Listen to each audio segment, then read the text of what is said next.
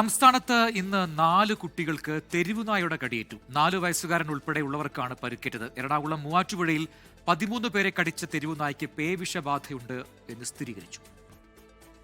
തെരുവുനായ ആക്രമണത്തിൽ കണ്ണൂർ വിളക്കോട്ടൂർ തെക്കുമുറിയിൽ 3 കുട്ടികൾക്ക് പരിക്കേറ്റു.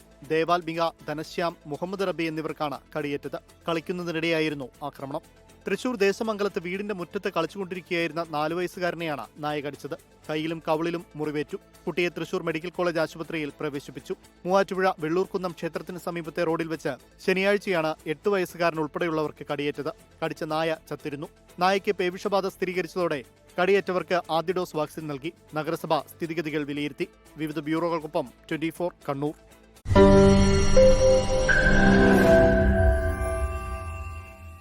ലോകത്തെവിടെയായാലും ഏത് സമയത്തും 24 വാർത്തകളും ഓഗ്മെന്റഡ് റിയാലിറ്റി പാക്കേജുകളും എക്സ്പ്ലെയിനറുകളും വിശദമായി കാണാൻ ഞങ്ങളുടെ യൂട്യൂബ് ചാനൽ നിങ്ങൾക്ക് സബ്സ്ക്രൈബ് ചെയ്യാം.